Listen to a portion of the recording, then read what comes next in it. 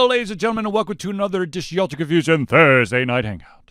It is indeed a glorious thing to see you, because another Thursday night show means that we have both lived another week in this crazy and uncertain times that is 2020, that is slowly approaching to an end. Ain't that the truth? So, ladies and gentlemen, I, of course, am your host, Charlie, and I'm joined once again by the prolific owner himself, Zealeus. It's a pleasure to see you, good sir. This is the Thursday Night Hangout. It's a weekly show for you, by you, where you provide us with comments, topics, and questions. We try our best to cover them with you during this week's show. If you didn't get a chance to submit your topic or your question, have no fear. All you got to do is drop it in the chat, and we'll try to add it to this week's show. If we run out of time, unfortunately, we will have to push it to next week. But have no fear, we will cover it next week. So, without further ado, which I feel like I've said without further ado like 17 times. Probably. What exactly is an ado? Who knows? But let's get into the first story. And the first story has to do with Facebook again. There's a Facebook? All right, so ladies and gentlemen, for those out there who do not know, Facebook is this humongous, crazy-ass social media platform that many have tried to take down via lawsuits. Well, it looks like this time around you have dozens of states and the federal government hitting Facebook with 2 antitrust lawsuits. Oh, boy. Now, these lawsuits, one of them is abuses dominance in the digital marketplace, and the other one is engages in anti-competitive behavior. Which, if you don't actually know anything about the internet or social media, you would know that there are but few humongous companies that sit upon the top of social media, and of course, Facebook is one. Facebook is, of course, the owner of Facebook. It also owns Instagram, and then there's another one that I'm not 100% sure with. Apparently, I'm not cool enough, and that's WhatsApp. And that I know WhatsApp. Yeah. WhatsApp is actually a very useful messaging platform because it doesn't use your text messages at all. Mm-hmm. And it actually has, well, it's supposed to, at least I'll put it that way, have end-to-end encryption. Or so they say. I mean, you are relying on a third-party company, so you trust that encryption as much as you actually trust Facebook. So basically, they have these, they've got at least these 3, I'm sure, and of course, they got their hands in the Oculus and all that stuff. But, okay. But here's the thing that's really got everyone looking for blood. First of all, they want Facebook to break into several different entities. Basically, kind of release Instagram and WhatsApp back into the wild, sort of, I guess. But what the lawsuits are really going after is they're claiming that Facebook has used its dominance and monopoly power to crush smaller rivals and snuff out competition. By using its vast troves of data and money, Facebook has squashed or hindered what the company perceived to be potential threats. So basically, they can make everything go away. Like the mob. Well, I mean, if you think about it, they have purchased Instagram. Yep. I mean, that could have potentially been one of their big competitors. Yep. They have now WhatsApp, and these were all at one time independent companies. Yep. And now Oculus. So I think it's the taking over of these multiple companies. They actually shuttered one of my favorite companies ever. It was a platform called Drop.io. And the cool thing about Drop, because one of our things for people, it's like sharing files with people. Mm-hmm. And Drop.io was a super simple to use website. You literally went on there. Any file up to 100 megs was free. You literally dropped the file and you sent that link, and it was live for 24 hours to anybody who wanted it. That's too easy. They have to take it away. Like, it was literally the easiest thing in the face of the planet. If you wanted to, you could then have a paid tier to like password protect, et cetera, et cetera. Mm-hmm. And Facebook purchased it, and of course, what happened very shortly thereafter. Mm-hmm. Like, that is one of my. I'm still bitter about that. It's one of my favorite internet tools of all time. We can't have nice things, Zealeus. We can't have nice things. I know, man. So, I mean, yeah, and I think part of it is the integration part, because you look at like what Facebook did with Oculus, mm-hmm. where they're now requiring Oculus users to use The the Facebook. Facebook login. Mhm. Um, I mean, I still like Instagram as it is, but I'm under no illusions that in 5 years, I don't think Instagram will exist, Yeah, honestly. right, right. It's going to be somehow incorporated into Facebook. And yeah, I mean, that's just same thing with WhatsApp. I would not be shocked at all if WhatsApp magically becomes, Facebook. I mean, we already have Facebook Messenger. I would not be surprised in a couple of years if WhatsApp also disappears. Well, actually, I am in total disagreement with you there. I think that they continue to Facebook continues, if allowed, they'll Mm-hmm. continue to market those brands as separate, but be able to control the entire marketplace because Instagram is a competitor of Facebook, but they own both. So for those who may not be in, the savvy internet digital masters of the universe, they may think, well, I'm not going to use Facebook, so I'm going to go to Instagram. And what a lot of people wouldn't, it's like the Baby Bell situation, okay? There's a bunch of different telecom companies out there. There's not a whole lot that are not owned by a bigger company. So I would not be surprised if they continue to have it as separate entities to allow for the foolish, ignorant people out there thinking, oh, I'm railing against Facebook. What's up, Nakamoto? Well, sadly, the logic does not always work. I just look at, I don't know if you follow Linux at all, but just today, so basically, one of the larger free to use Linux distros, CentOS, was purchased by Red Hat about 5 years ago. And just today, Red Hat announced that CentOS is basically being, in a fashion, shuttered down. And that was always one of the arguments of why would they do that? Because if anything, Cent was like the gateway to them be able to use Red Hat and get your licensing and all that stuff. Yeah, but you're talking Whereas about now, a paid product that owns a free product. They want you to well, just use the paid product. Facebook is a paid product. You're just paying in forms of advertising and So is FaceTime and Instagram. your advertising. Yeah, but again, that's another case where you would think the logic would dictate. That's where companies seem to have that thing, larger companies like that seem to have that mentality where any competition, even if you own the competition, is bad competition. Seems to kind of be the theme. Look, I mean, So I mean, this is going to date both Zealeus and myself, but for the longest time, there were two like brick and mortar media stores you could go to, Best Buy or Media Play. They're oh owned yeah. by the same people. Yes, I am dressed like my mic, and my mic is dressed like me. It's a Curly vicious is the circle. mic. I am the mic. Yeah, so But I look, mean, I if don't. they really cared about antitrust, go after the damn baby bells. Not, I mean, I mean, honestly, I don't care about Facebook. Uh, and if they have a monopolistic platform, I really don't care because it actually doesn't affect my day to day operations or my ability to conduct business or my Does it ability to actually though? function. Does it though? Because anytime you touch Facebook, you're basically flooding them with information they could turn around and sell. Correct, but I also don't have to use Facebook. I have to use an ISP if I want to basically interact with the world. But you give Facebook enough time, and you will have to use Facebook to utilize basically half of the internet. No, stop Yeah, ruining my hopes and dreams. I'm sorry, Zeus. I'm sorry, but and I guess I just feel like there's much more worthwhile anti-practice practices that go on than Facebook. I say get this Facebook thing done, and it will. What I see is yes, there probably are more important or more important targets, but if you could do it to Facebook, that would be a landmark case, and it would allow for presidents to shoot down a bunch of other monopolies that are basically doing the jig, going, "You can't touch me." Mm. Because the thing is, Facebook has been, I mean, Facebook and Instagram and basically all social media platforms have been in the forefront for basically the entire year. So, thanks to the wonderful election of the United States of America.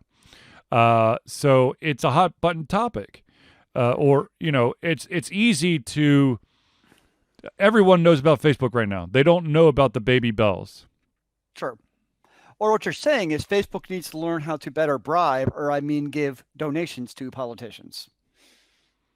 Yes, but then they betray their users, and it's all a nasty, dirty thing. Ain't that the truth? Yes. Okay, so the next story that we have is it's centered around TV show cancellations. First of all, there's a little sidebar here. Can we call them TV shows anymore if we're streaming them through like all devices? I'm not using a TV to watch Netflix the majority of the time. I guess it's kind of like calling it a Kleenex or a Clorox wipe. Like it's just a generic term. And somebody says a TV show, we all know what you're referring to, even if you're watching it like on your phone. We know what you mean by True. saying I'm watching a TV show.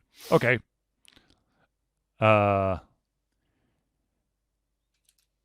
But okay, so anyways, back to the topic. There was, of course, Netflix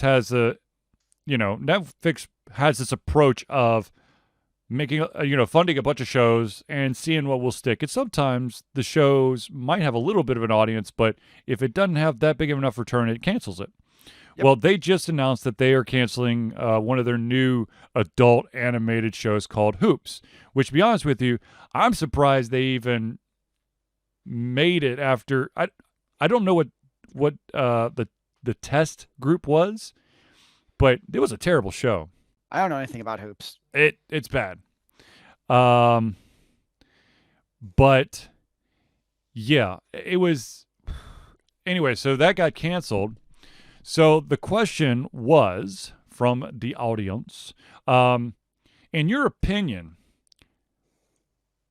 what is the better situation for show cancellations? Do you do the Netflix style where they basically mass produce an entire season, throw it out there, and then, you binge it and you get hooked and they're like, yeah, we're not going to do that again? Or do you do what a lot of the TV show, a lot of cable TV shows do, and that is they record episodes in segments, so the entire season might not already be filmed, and they might stop before the season's over. I definitely prefer the Netflix style where you can just binge the entire series if you want to. And know pretty soon on if it's going to be canceled, because they usually announce pretty soon after a season's release, it seems, of whether or not they're going to do another season. So I'm personally partial to the Netflix style, but Amazon's also kind of done that old TV style with some of their television shows where everything's been recorded. Mm-hmm. It's already all filmed and produced. Mm-hmm. They just intentionally release it every week instead of all at once. Kind of like Disney Plus has done with The Mandalorian. Yep. So I think some of the streaming services have kind of, to your point, done the TV route where, unlike traditional cable television, where they're also basing it on 26 episodes. Right. Now you're looking at that 8 to 12 range, it seems. Which is more like the BBC style. Yep. So they're recording them all at once. And then, really, regardless of ratings, basically at that point, you might as well just release all of your episodes because you got them all. And I think it works better, though, with shows that are going to be popular. Like The Mandalorian worked because of the hype. And the universe already existed. Same thing with Game of Thrones. And Game of Thrones did weekly. I mean, keep aside how season 7 went. Right. The hype was astronomical. So I think some television shows where the hype is off the chart, it works. Like when Netflix's season 2 of The Witcher comes out, I could see that being another one where there's going to be such enormous hype around the second season of The Witcher, where that's one that could work. So I think there are some shows that are popular enough where they could do that, and the network already knows. In this case, I'm using Netflix, calling it a network, right, where they know it's going to be successful doing it weekly or just giving you the binge watch. Right. No, I'm with you. the thing is, I still have nightmares about some of the shows that I watched growing up, and them being canceled like mid-season or some like random point where you're just. I mean, yes, Netflix. If a show is done right at the end of a season, there's always gonna be a cliffhanger, and so still you're gonna be like, but what's gonna happen? But at least you got to that cliffhanger. It's not like you're climbing up the mountain and all of a sudden the mountain's gone. So yeah, I'm with you. I think the thing is with Netflix, you don't have to continue watching a bad show if you don't want to. It's not it could go away in your mind and everyone else can enjoy it. Whereas, if it's on cable, you're basically screwed. I am excited though that Netflix did pick up Cobra Kai and season 3 of Cobra Kai. Well, someone had to because YouTube let it go. Oh man, it's such a good show. Well, the crazy thing is season 3 had already been like produced and recorded. Yep. So at that point, it's literally just a matter of needing a distributor. Yep. Oh man, that is such a good show that people don't know about. Zealeus, you should tell the masses. Tell them now. Go watch Cobra Kai. There you go. Seasons 1 and 2 are on Netflix now. Yes. Speaking of Netflix, I have a Christmas goal in life. Okay. To rewatch, I should say, all of season 1 of The Witcher in one day. Best of luck, sir. That is my goal. I'm going to wake up at a early for Christmas break time and basically not leave my couch for many, many hours. It's going to be glorious. Best of luck, sir. We'll see how it goes. Yes, I will be pulling for you. I know. Very high aspirations. I've done crazier things that, watching, trying to binge watch through an entire season of a show or. Okay. Question for you. Yes, sir. Speaking of binging, what is your first show that you remember like binge watching? So for me, for instance, I remember because TV shows were hard to binge watch when they're on cable, right? Because you had to record them or watch it weekly. For me, it would definitely be Buffy the Vampire Slayer. When that was on Netflix, all 7 seasons, it was terrible how much of that show. I think I watched all 7 seasons in 2 months, which is not a good idea. Based on how many, I think there's over 140 episodes. So that for me was definitely my first, I basically would sit and watch 10 episodes at a time type of television show. First show that I truly binge watched. It has to be more than one season. I'm throwing in a caveat. It has to be more than one season. Okay. Now, see, there's the curveball. Yeah. That basically knocks out all the anime from when I was growing up because I binge watched 26 episodes straight. Okay. Of quite a few shows. Yeah, I guess I could see that because I never was in the anime disc world, so I never could experience that. So I could see that. But if I had to go outside that realm, if I were to binge watch, are we an entire show or? I'm going to say it's be the entire show. Yes. Then it can be an anime. That's fair. To be honest with you, I'm pretty sure that it was the Star Trek Next Generation. Okay, there you go. That's a solid one. TNG, man. I grew up on TNG. That was like the weekend family show that we all sat down at our living room table and ate food and watched as a family. And then once it was available in streaming form, I watched everything. And I was like, I remember that. I don't remember that. What the hell? Huh? What? Oh, yeah, that's good. So, yeah, I would say TNG. Mine was watching TV wrestling with my dad. Nice. Yeah. Okay, so speaking of streaming services, going on to the next topic here, it has been announced that Sony's Funimation has just bought, though technically there's still some pending actions here, has just bought Crunchyroll. Oh, Crunchyroll, of course, is, I guess, direct. Once upon a time, Crunchyroll was basically the humongous anime streaming service known to man, and it actually had Funimation content. Then Funimation decided, you know what? We could do this on our own, and so they left. And now Funimation is buying Crunchyroll. it's funny. So you're basically seeing, this like reconsolidation of like anime streaming. I mean, this is, you want to talk about making a juggernaut in the internet space. I mean, you got Funimation and Crunchyroll coming together. Now, it is the purchase is being rumored at $1.175 billion. All right. So I have a question for you because Yes. I don't know much about the streaming services Yes, sir. for anime. Mhm. Is Crunchyroll also an animation studio, or are they just No. a streaming platform? Streaming platform. We're Though not Funimation. they are a distributor. That's what I thought. Yeah. But, actually, to be honest, I'm going to retract that. I think that Crunchyroll is also a distributor. I know that they both have, like, helped greenlight some projects so that they can have, like, like Netflix exclusives, but, like, Crunchyroll and Funimation exclusives. But they're not actually, they're, in the video game world, they would be the publishers, not the developers. But it's going to be interesting to see what happens with, the,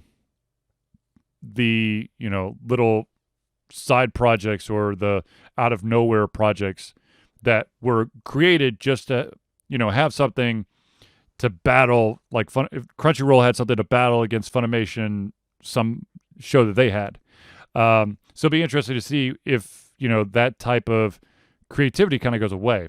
Now, my question, and it has not been answered yet, is what's going to happen with VRV. VRV is basically like the level up of Crunchyroll. VRV is basically a service that has Crunchyroll plus a bunch of other streaming channels. One of the big ones, of course, is Rooster Teeth TV. But like I said, I haven't heard anything what's going to happen with that. VRV also had like a channel on there that was kind of the next big thing, like anime that you probably haven't heard of, but you need to know about. And I hope that doesn't go away because that's where I basically saw some amazing anime and also some anime that I was like, for love of God, how many times can you do this storyline? That's fair. An amnesian person who knows nothing about mech battle robots finds a mech battle robot that no one can control, yet once he steps inside the cabin, whoop, it turns on, and then he is the savior. I'm like, yeah, so okay. is this a case where like Crunchyroll and Funimation can basically like end up uniting under one service? Yes, that's the goal. Okay. Yep, that's the goal. I mean, it's also been interesting because we just talked about it, is how much anime Netflix has been producing also. Right, and in a way, this would be, a move to strengthen, basically strengthen the anime library that they have. Because if you look at Netflix, they've started supplementing with their own stuff, be it anime, be it TV shows. Crap. There's other stuff they've done basically to kind of like cover for the shows that they've lost because, Disney's doing their own thing now and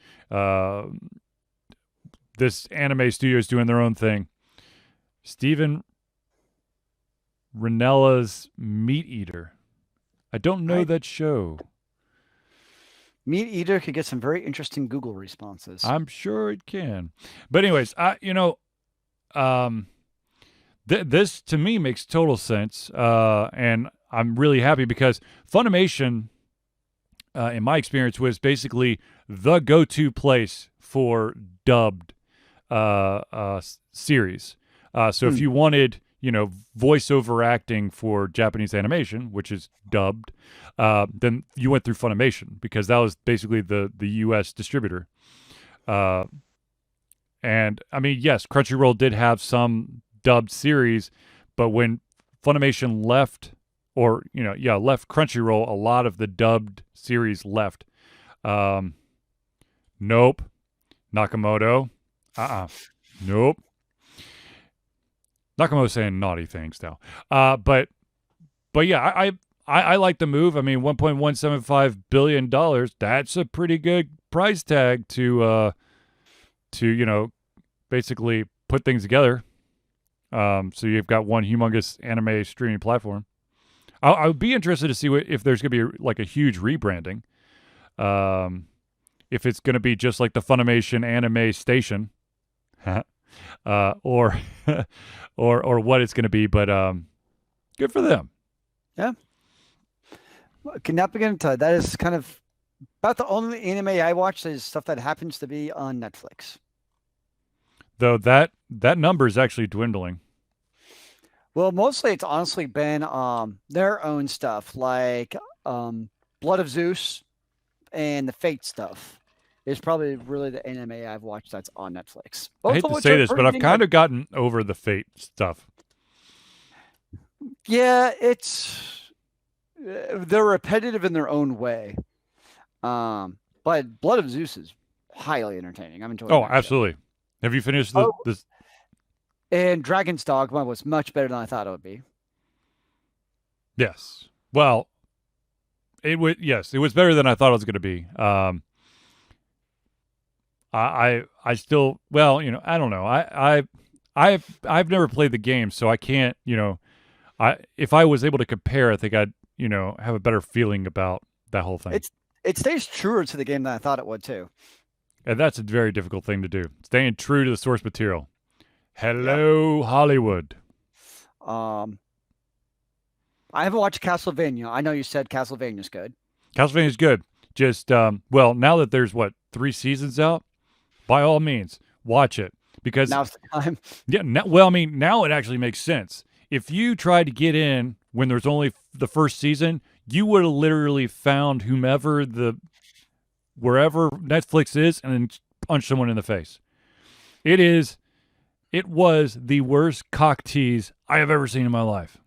The worst. It was like, hey, let's give you just the, a little bit of the backstory and then ta-da! Into the season 1. I'm like, what? No, we can't do that. But anyways. You bastards. It's a good, I mean, it's the thing that's really interesting is if you look at all of these, Netflix only projects, the Hulu only projects, or the Amazon only projects, and you look at the cast list for these projects, you're going, holy shit. I mean, yes, there are a lot of famous voice actors out there. But then, for the anime stuff, there's a lot of like very well-known actors and actresses that are also voicing this stuff. So it's not, it's not like the B leagues. I mean, they're bringing in like the A-plusers for some of this stuff. I will definitely take your word of authority on that one because I would not know. Well, there you go. All right. So,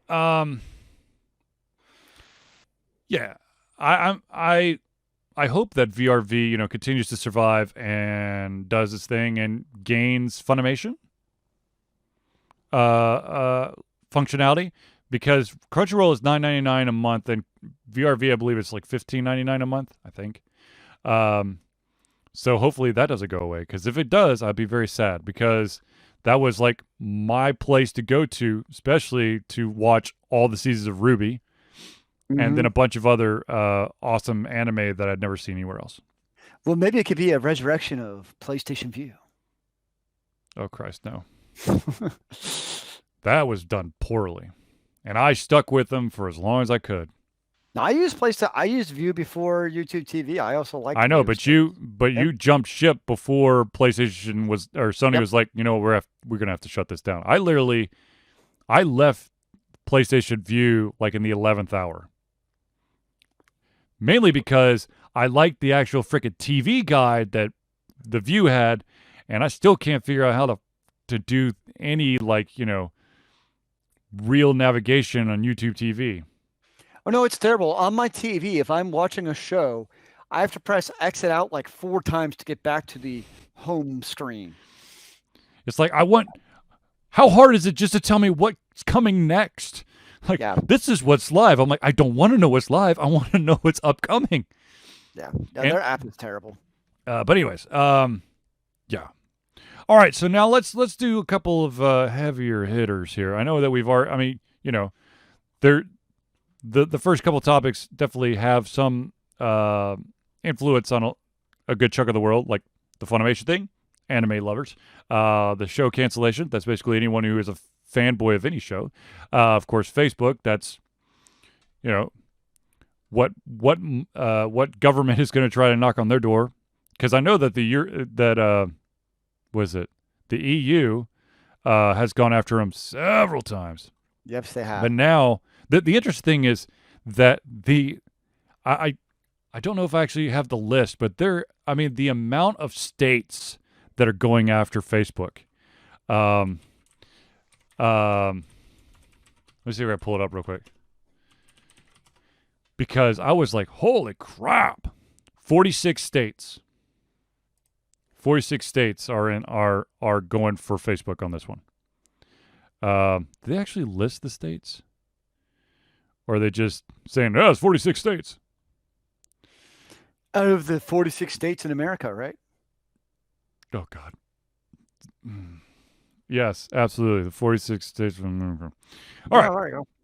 All right, so let's go on another social media streaming platform thing that's happening. So I know that everyone knows that on Twitch, they are amazing when it comes to hateful conduct and harassment towards streamers. We know that they have the streamers first in their hearts, and they're always there to protect one another. And you're first in my heart, Charlie.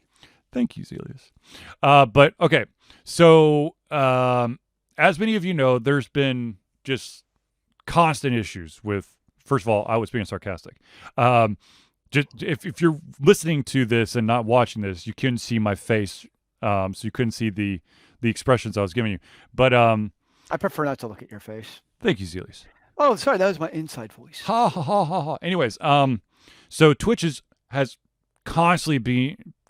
been in the constant crosshairs of mishandling, hateful conduct, harassment, all that stuff. Twitch thought that they were doing a good thing back in 2018, where they put the emphasis on making the streamers be the personal moderator for their own chat. Thinking, well, the streamers could take care of it because, you know, most of this hateful conduct and harassment is happening in their stream, and they'll want to put a stop to it. No. And there was another little curveball, and that was that some of the bigger streamers on Twitch platform back in 2018 were the worst offenders of the hate conduct and harassment. So they, of course, did not implement the moderation on their channel. And of course, Twitch wasn't going to try to scare away those streamers. Now, of course, we fast forward to today, and Twitch does drop the ban hammer from time to time. Sometimes it's a permanent ban. Sometimes it's a limited time ban, but they will drop it. They still very hesitant about it, and not at a rate that makes a lot of people feel safe. So upcoming, I believe they're actually going to put this truly into to law January the 22nd of 2021. They will, going forward, divide these guidelines into 3 separate categories. And they are harassment, hateful conduct, and then sexual harassment. The big thing is that they basically took sexual harassment and made 2 of them. Mm-hmm. But basically, for those out there who may not know, harassment is behaviors that are designed to disrupt, harm, and or hijack the community or stream. People experience harassment in many ways, including personal attacks, promotion of physical harm, and malicious brigading. Claiming that the victim of a well-documented violent tragedy is a crisis actor or is lying, encouraging others to DDoS, hack, dox, or swat another person, inciting malicious raids of another person's social media profiles off Twitch. Okay. So I'm like, I'm glad that you spelled it out, but yes, people should not do any of that. Now, the hateful conduct is as follows. Hateful conduct is attacks based on identity characteristics, race, ethnicity, God, I can't pronounce that, color, caste, national origin, immigration status, religion, sex, gender identity, sexual orientation, disability, serious medical condition, and veteran status. The three that they added, one of them, I'm not exactly sure why this wasn't added before. That's color. They added color to the identity characteristics, but that should already be there. The other two were caste and immigration status. Now, another thing about hateful conduct is the utilization of emotes in the chats. Emotes are an important part of how people communicate with one another on Twitch, but they can be used maliciously. So emote combinations, even without additional text used in chat, will be held to this policy. Given its historic and symbolic association with slavery and white supremacist groups in the white supremacist groups in the U.S., displaying the Confederate flag is prohibited. Which, yes. Okay. Now, I will say this, and I'm not trying to be a total dick about this, but there is a very, I don't remember what the website is, but there is a website out there that basically lists all of the, groups, gang signs, like combinations, emotes, all this stuff that if you look at it, you're like, holy shit, I can't put anything online because some white supremacist group or neo-Nazis or some, gang has already claimed it as their own. Or what if you're part of a Civil War reenactment troupe? You still don't need to use the Confederate flag in Twitch. What if I want to live stream my reenactment? Then you probably put it as, this is a reenactment of the Civil War. And you could probably get away with the Confederate flag because it actually has a place in the Civil War. I'm just saying. Anyways, so you have that. And then, of course, the final category, which was broken out from harassment, is sexual harassment, which has been the big one. Yep. Racial injustice has been humongous. Sexual harassment is basically, that's the 1-2 punch here. Sexual harassment has been, they've separated sexual harassment into its own category and adopted a much lower tolerance for objectifying and harassing behavior. So much less wiggle room for those people who would be like, well, I'm just here to have fun. Sexual harassment is repeatedly commenting on someone's perceived attractiveness, even in what you believe to be a positive or complimentary manner, is prohibited if there is indication that it's unwelcome, i.e., you've been asked to stop, timed out, or channel banned. Yes, if you get channel banned for something that you're saying, chances are you should stop. But, of course, the trolls out there are like, well, I just changed names. That seems like common sense to me, which is probably the problem. See, that's the problem. The internet doesn't understand common sense. It's shock and awe here, man. It's not common sense. Another thing is making lewd or explicit comments about anyone's sexuality or physical appearance is prohibited. Note that Twitch does not make an exception for public figures.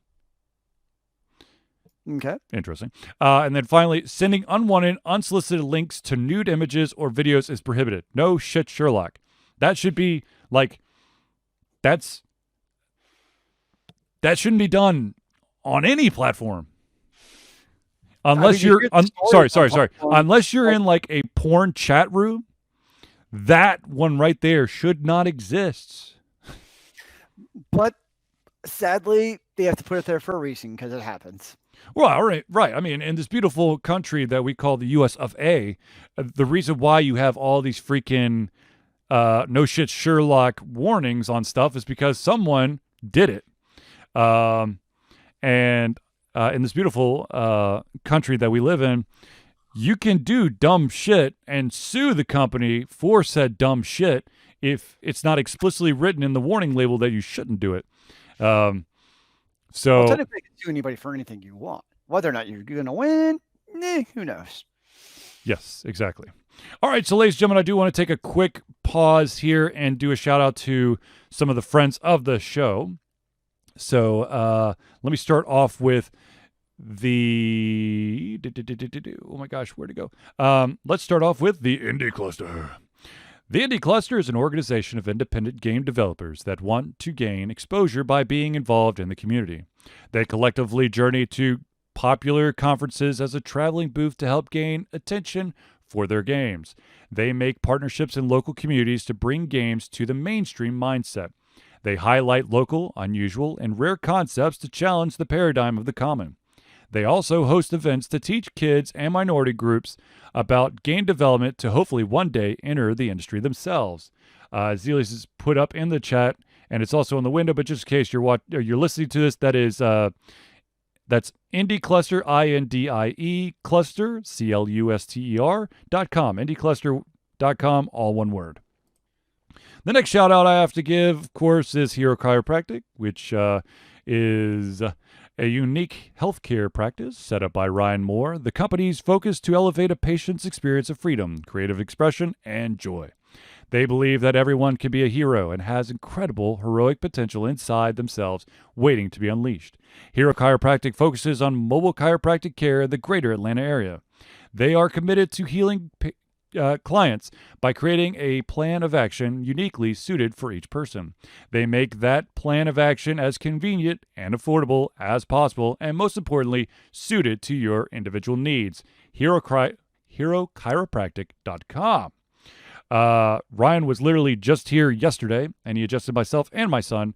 So I'm not just trying to be nice. He's currently my chiropractor, and he's my son's chiropractor. He's good. If you're in the greater Atlanta area, definitely check him out. He's awesome. He's also nerdy as hell. Yeah, Hero Chiropractic. Now let's do a shout out to a longtime fan of the show, and that, of course, is whoops, wrong one. Nerdburger. Nerdburger Games is the game design imprint of award-winning RPG designer Craig Campbell. Craig has done a whole bunch of RPG design freelancing in the past. Several years ago, he dove into designing his own RPG. Now, Nerdburger Games has multiple RPGs and is showing no signs of stopping. Nerdburger Games endeavors to create games that explore corners of the RPG landscape that haven't been explored, or haven't been explored very often.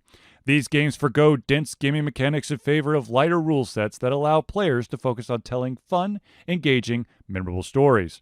Currently, at the time of this recording, Nerdburger has in their arsenal Capers, Die Laughing, Merzen Acquisition, Good Strong Hands, and quite a few other ones that he is currently messing around with. But NerdburgerGames.com, an amazing guy Craig is, and of course all his games that Zealeus and I have been, guinea pigs for, thoroughly enjoyed. I like being a guinea pig. All right, so ladies and gentlemen, we of course have to give a shout out to our little local watering hole, and that of course is Battle and Brew. Battle and Brew is Atlanta's first and oldest gaming bar and restaurant. Opened in 2005, Battle and Brew had a very modest menu, a few beer taps, and focused heavily on gaming. Now they have grown to encompass so much more. They pioneered geek trivia in Atlanta and remain the hardest trivia in town. They have upgraded the menu from only a few items to all your bar favorites, and some soon-to-be favorites. They've expanded the gaming and kept everything top of the line. They've taken a good place and made it a great place, a place where the staff listens to your desires and suggestions, a place where you and your friends feel like you're at home, a place where everyone knows your game. If you want more information, just go to www.battleandbrew.com. And I have to fully admit that I really wanted to go to Bell and Brew the other night because I was like, I need that atmosphere. But I will give you a heads up. Bell and Brew and some art. I don't know if it's a studio or just a publicist, but they're going to do some an event based around some really cool art. So if you go to Bell and Brew's Facebook page, I'm sure they've got the event up there for you to check a look at. Now, of course, since we gave a shout out to the friends of the show, we have to do a shout out to ourselves because that's only fair. So, ladies and gentlemen, we want you, amazing people, to be fully aware that Alter Confusion has a Patreon.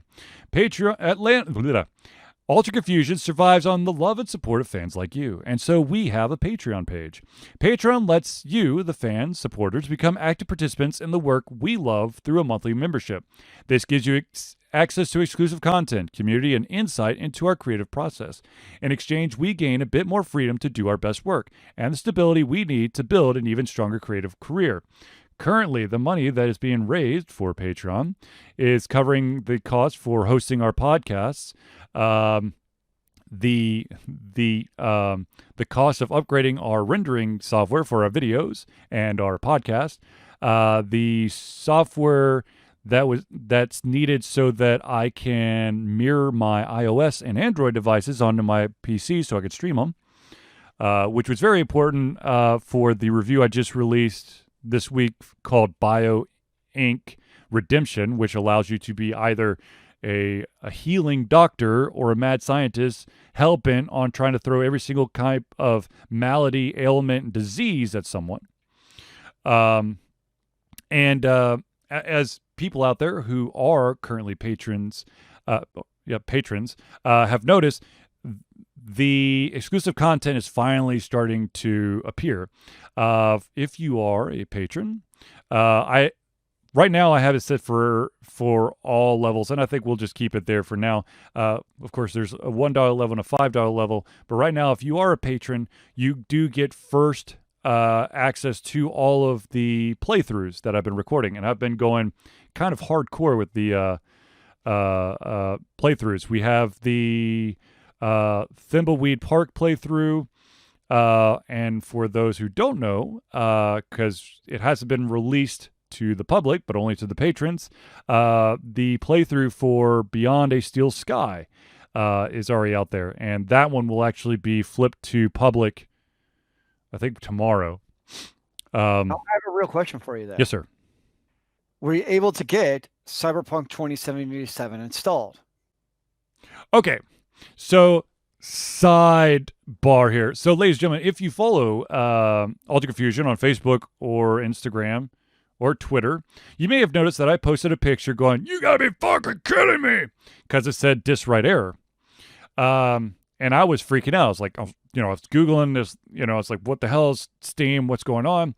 And I couldn't find anything that exactly fell into the categories. Like, well, you got to make sure that the folder that everything's installing to isn't just read only. And I was like, but it's not read only. And so, in a moment of frustration, I just started tearing through, or actually, not tearing through, but navigating through the drive that hosts Cyberpunk 2077, and I found the executable for Cyberpunk 2077, and I just double clicked on it. So I'm not doing it through Steam. I'm doing it straight from my the directory, and magically it worked. And I'm going, what the shit? And so what I did is, for those out there who may run into the same issue, what you might want to do is, if you have Steam on your taskbar, if you right click, it usually gives you like a list of like it gives you the last couple games you've played, then like store, library, community, all that stuff, right? If right now the top one for me is Cyberpunk 2077, because that was the last one I messed around with. If you click on that, it actually will tell you what the thing is that was causing the disk write error. Huh. And to really just piss me off, the thing that wasn't installing had nothing to do with the game. It was a bonus PDF written in Polish. That because it was not able to fully download into that directory, into the bonus directory, it would not allow me to play Cyberpunk 2077 through Steam. But the Polish is the authentic version, man. So what ended up happening was I traced that stupid thing down, and that folder was read only. And I switched it, and I was like, okay, double click on Cyberpunk through Steam, and it's like, install complete, starting game. I'm like, you son of a bitch. That is so bizarre. Yes. Yes. So the reason I asked is because you've been tearing through some gameplays. Yep. So are you going to still be able to do gameplays, or are you going to jump down the 2077 rabbit hole and never come up for air? Okay, so That is a rabbit hole. No. Okay, so here's the deal. Like I said, I've been going on kind of a tear. I've been trying to do a bunch of playthroughs and recording them, posting them online, of course, doing the reviews. I plan on still doing recordings of playthroughs. I've actually got at least one, maybe two games that I'll be recording the playthroughs. But I will also be playing some Cyberpunk 2077 because I want to know what it's about. And I have played, I think, like 35 minutes of Cyberpunk 2077 when I finally figured out that stupid Polish PDF file. It is pretty solid right now. I'm still pretty early into it, but I kind of like the feel of it. This is definitely a grown-up game. I will tell you that right now. There is... Don't let the kids play. Yes. When you're building your character, you have the option of giving the character genitalia, which was eye-opening, to say the least. You know, it's 2077, so why not? Yes. But and I immediately, as we stated in a previous episode, they have the option for streamers to turn off copyrighted music. And I was like, okay, let me actually go into the options and let me see this for myself. It's there. There's literally streamers disable copyright music, basically switch box. Interesting. Which I'm like, yeah. Because I checked that box, like, it's one of those things I would forget I ever even checked it in the first place. And yeah, but as just a bit of news, Alter Confusion did get dinged on both Twitch and Facebook for a copyrighted song from a stream I did like a week and a half ago. Lego DC Supervillains had the intro music on the start screen is copyrighted. Nice. Yep. So we got dinged on both those platforms. Murky, messy world of streaming out there. Look, seriously, I don't know what kind of like mojo or black magic you have to do, but there's got to be some way to basically allow a song or sound that belongs in a game that you legally bought to not screw you over. I know. I mean, people do this for a living, streaming games that obviously have this copyright. But then again, when this all started, the most recent big brouhaha of Twitch a month ago, you've read about the sound library from World of Warcraft. Yeah. So it doesn't help. Getting political for a moment here. Yep. That people making these laws, frankly, don't even know how to use their damn computer. The only thing they know to do is that computers give me money, so make it harder for other people.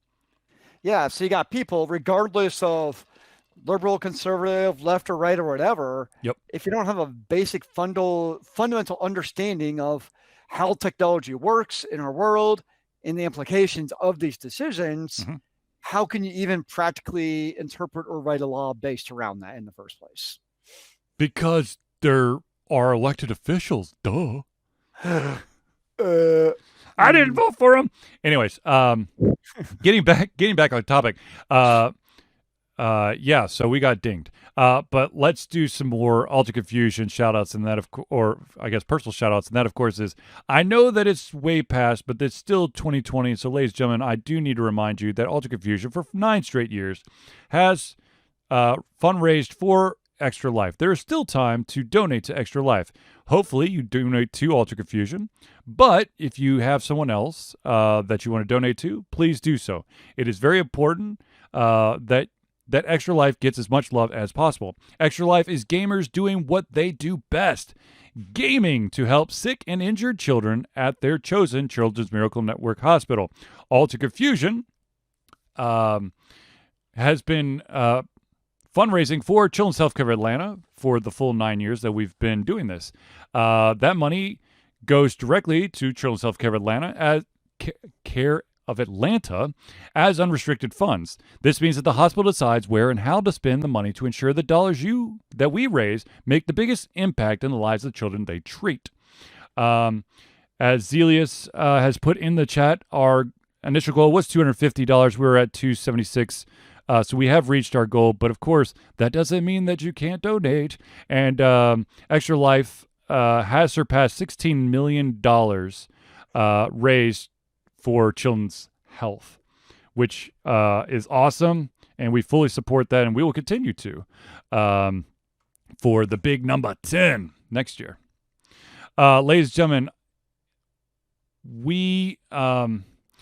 I know that there's a lot of people out there who want to help out Alter Confusion or support Alter Confusion in some way. Of course, the Patreon way is an awesome thing, but not everyone could do it financially, or they can't do it every single month, although $1 a month goes a very long way for Alter Confusion. Like I said, once again, there's $1 and there's a $5 tier, and that's just that money once a month. So what is that? $60 a year or $12 a year. So hopefully, I hope that doesn't break anyone's bank. If it doesn't, then please support Alter Confusion. If you cannot support us on a monthly basis, there is still a chance to do a financial donation, a one-time donation, by going to either Twitch or our website, www.alteredconfusion.com. There's a Donate Now button on either of those locations. You click that. It's a one-time donation. And, of course, go strictly to Alter Confusion to cover all the mounting software costs. Now, of course, if you want to give something to Alter Confusion physically, and I apologize, I still have yet to go to the post office.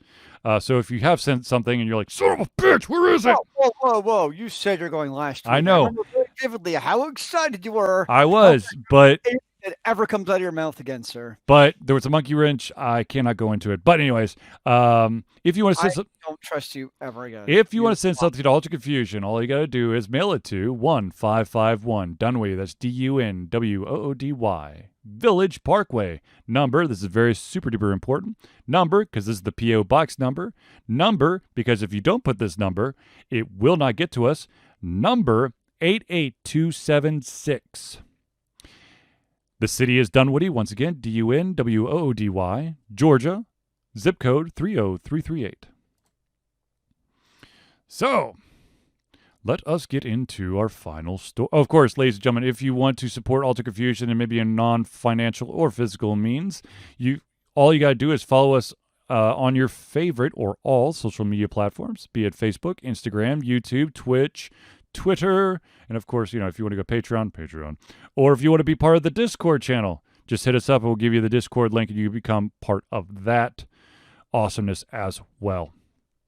All right, so the final topic that has been pre-submitted for us to discuss has to do with something that constantly seems to happen with one of the major players in the video game console side of things, and that is Nintendo once again continues to clash against fan community. Now, we know that in the past, Nintendo has been notorious for coming down hard on unsanctioned tournaments of their game or unsanctioned modifications of their systems or fan projects, be it a a game or a movie, or I don't know if they've actually gone after people that are writing fanfic, but I wouldn't be surprised, to be honest with you. Really interesting question. They'd be like, oh, I wrote the fanfic about Luigi and Bowser's illicit affair behind Mario and Peach's back. Nintendo might not you want to like acknowledge that some of that stuff exists. I'm just saying. No, I'm sure. God, I'm sure. But anyways, so once again, Nintendo is in the news again. And this one is, okay, the first one, there's two instances I want to talk about. No, sorry, three instances I want to talk about. The first one I want to talk about, I kind of understand, but at the same time, I think it's bullshit.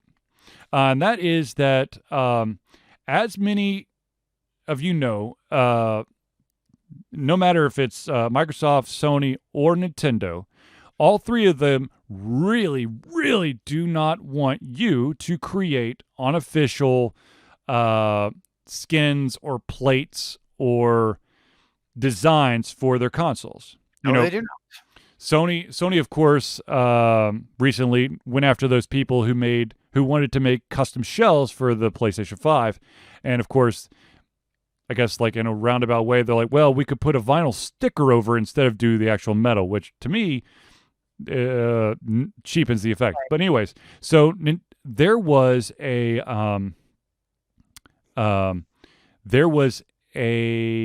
custom controller designer called Captain Alex, who created Joy-Con shells themed to commemorate a popular YouTuber, Etika, who died by suicide last year.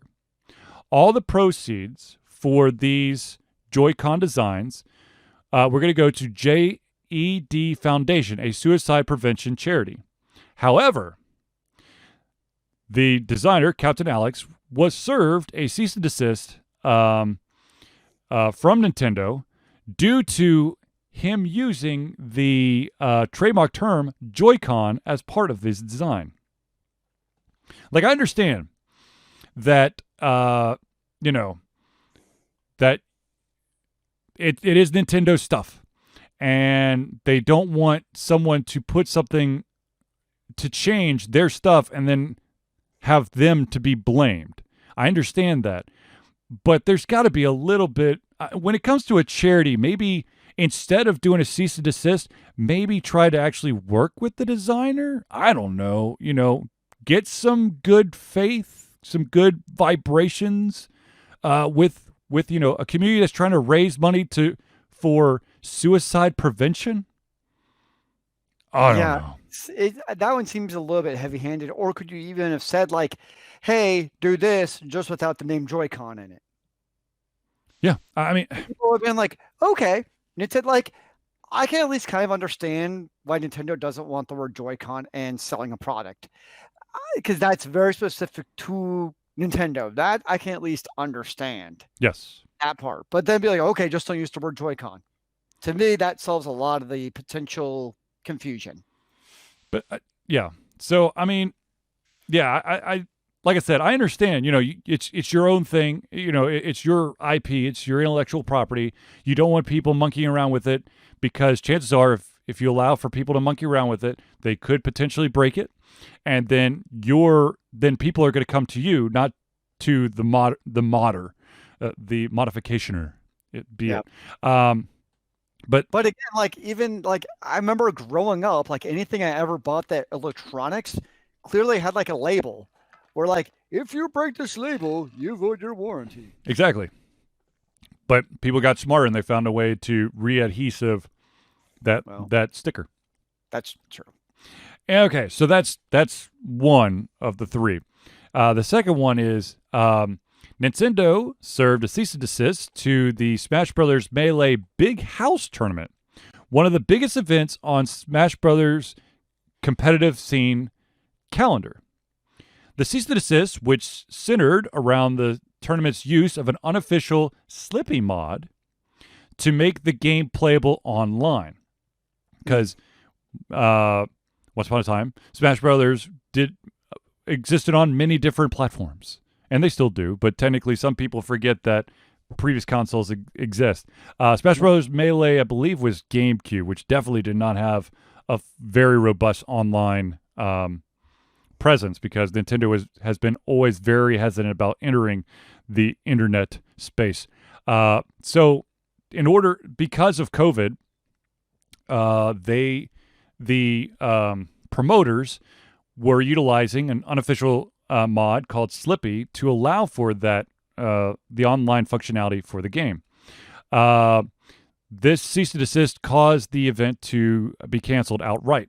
Nintendo explained that the tournament requires use of an illegally copied version of the game in conjunction with a mod called Slippy during their online event. Nintendo therefore contacted the tournament organizers to ask them to stop. They refused, leaving Nintendo no choice but to step in to protect its intellectual property and brands. Nintendo cannot condone or allow piracy of its intellectual property. That being said, I'm pretty, this is me as being like a good faith gamer. I'm pretty sure that they also, if this is one of like the big tournament, like, organizers, I'm pretty sure that they would, they do own the legal copy for the game, but the only reason why they're having to play this mod version was because they can't have people in the same room, but they still want to do this tournament. And it's not like, I feel like that's something where Nintendo could have been like a one-time grace. Like, we understand why this is happening. This is not a blanket, okay, go do forth and do this, but this is a annual Super Smash Brothers tournament type of thing. And it's because they're trying to be safe. It's like they were doing it for good reasons. Yeah, it's not like they're like, damn the man. They're like, look, we have this thing. It's a big to-do in the competitive calendar for Smash Brothers, period. But for the safety of everyone, we want to do it this way. And of course, Nintendo goes, no. All right, so let's go to number 3.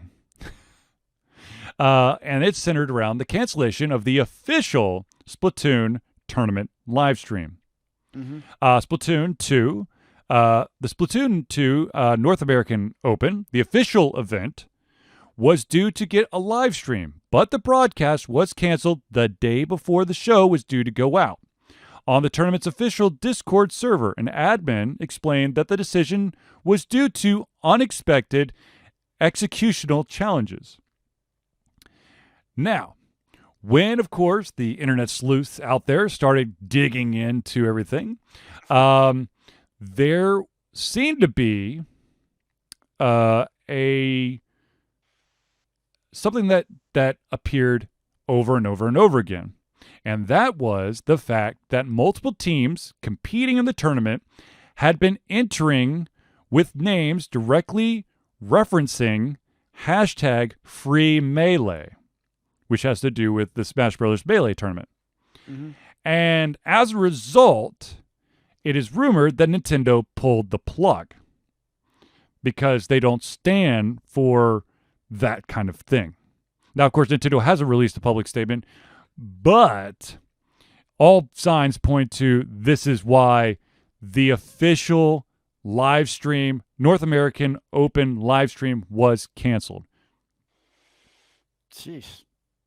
So Nintendo's not making any friends. I don't care about the basically competition scene. Like, they will basically burn the house down just because they can, basically. Yeah. Look, as I've stated several times in the past, I understand you want to protect your IP, and I understand that you need to be strict about, when you feel like your IP is in danger. But we are in a crazy ass world, an unprecedented time. Shit that's never happened before in anyone's lifetime is happening. And so I understand that there's this mindset of, if we let it go now, it'll happen over and over and over again. But God forbid that what's going on now ever happens again. There are so many conventions, organizations, leagues that are having to work around the craziness that is happening today. And for Nintendo to constantly be like, nah, nah, nah. I mean, I look at even like our own robotics competitions where normally the whole idea is you're 2-on-2 and we're competing by ourselves. That's just our own little corner universe, and every league and every industry is having to adapt to this different new normal. And the hope and expectation is it's Everything not can a return. normal. We are calling it that, but we want to go back to the way it was before. Absolutely. These tournament organizers are no different. They don't want to have to do this remotely. They want to be, have that atmosphere of 1,000 people cheering with people on the stage. That's what they want. I mean, let's be honest with any of these competitive scenes. That not only, would they prefer to have actual people there so that so that the players get caught up in the roar and the excitement, but also let's talk about the greenbacks here, shall we? The amount of money for getting a ticket to the thing, if it's at a if it's a distance, an event that is not in your hometown, hotels, food, entertainment, all that stuff. I mean, you're talking about huge chunks of popular markets that are completely kaputs. Bars and restaurants are like suffering extremely. Unless you're in the street of Georgia, then you could go bowling and get a tattoo. No, I'm sorry, that's true, but like hotels, event venues, catering companies. I mean, everyone's hurting. So instead of trying to stomp around and throw a hissy fit because people are trying to show some normalcy with their tournaments, have them sign an effing contract that stipulates this is a one-time thing. Like Nintendo just has a blanket policy base. Yeah. If anything, at least they're consistent. In all the wrong ways. I mean, look, the thing is, I grew up with Nintendo, and I have the vast majority of their consoles, and I love the vast majority of their games. But it's shit like this that just drives me nuts. And I am one of those people, one of those very strong supporters and believers of allowing fan-made projects to exist. I don't want people to the vast majority of people who are making fan-made projects are doing it because they love that IP, that universe, whatever. They're not in for the cash. If they're in for the cash, knock them the fuck down.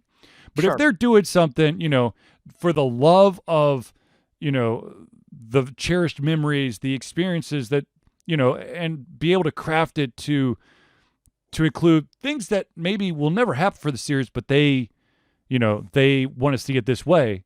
I would never want to piss on someone's dreams like that. Yep. That's just me though. And I love drawing the parallel of there was a fan made project called Hero of Time, which was a Zelda fan made movie, and Nintendo goes no, and then about the same time there was a Mega Man fan made movie, and Capcom literally goes high five, bruh. Like they're like, cool, we love that you love us enough that you made a movie about it. It was a bad movie. Oh my God, it was bad. But still, Capcom's like, cool. Yep, well, that's not Nintendo. No, it's not. But anyways, we are in a crazy-ass world. Shit is happening that's never happened before. And like I said, there are so many organizations, leagues, schools that have had to change in order to keep everyone safe and to keep things as close to normal as possible. Allow people to continue to have their day-to-day even if they can't physically be there. And this Nintendo stuff just rubs me the wrong way. Yep, I agree with you on that, good sir. All right, so ladies and gentlemen, I believe we have reached the end of our show. So without further ado, I'd like to thank everyone for tuning in to the Ultra Confusion Thursday Night Hangout. For myself, Charlie, and Zealeus, it's been a pleasure coming everything comes to our heads, our mouths, and of course, our hearts. Will be back next Thursday for another Ultra Confusion Thursday Night Hangout. Remember, kids, keep on gaming in the free world. Amen to that, brother.